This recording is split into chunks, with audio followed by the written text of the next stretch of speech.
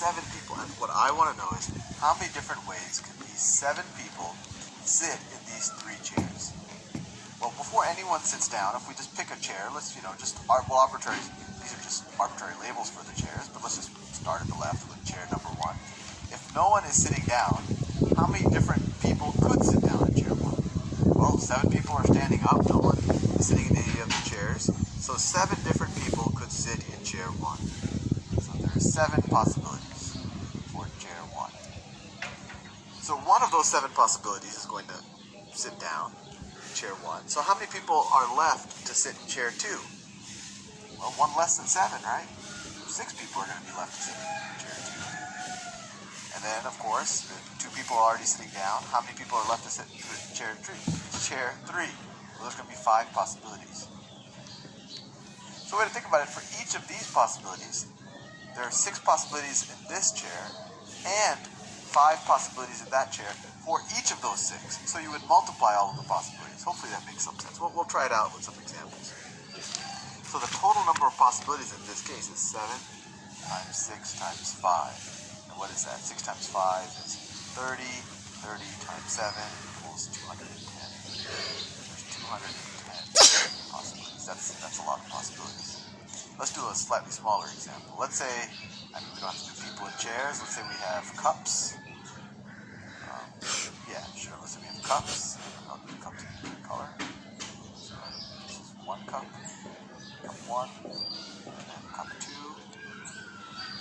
And then I have 3 balls. I have a magenta ball.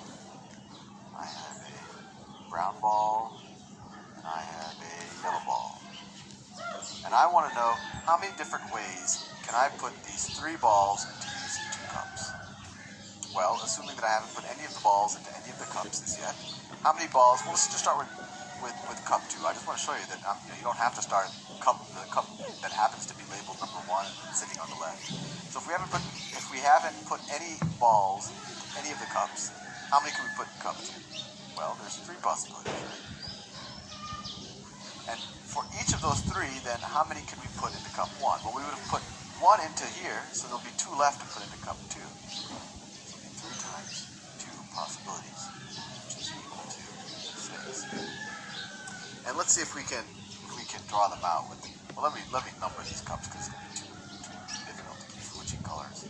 So let's see if this is A, B, and C. I'm going to show you that there are 6 ways of putting these 3 cups into these 3 balls into these 2 cups. So this could be A in cup 1, cup 2, it could be B in cup 1, A in cup 2, right? You can just switch them so we actually care which ball goes into what cup, not just this ball in the cup. It could be A, C, A in cup 1, C in cup 2, it could be C in cup 1, A in cup 2. And then finally you can just have B and C. B in cup 1, C in cup 2, or C in cup 1, B in cup 2. And notice that if we just cared which of the balls were picked, but we didn't care whether they were in cup 1 or cup 2, we could get rid of this bottom line. There would be half as many ways to place them. But when we care where the balls are, right? We care whether they're in cup 1 or cup 2, or in this case, we care if they're in C1, 2, or 3. The ways in which we're ordering, we call these permutations. And up here, the way we would write this permutation, and the balls are, right? We care whether they're in cup 1 or cup 2, or in this case, we care if they're in C1, 2, or 3. The ways in which we're ordering, we call these permutations.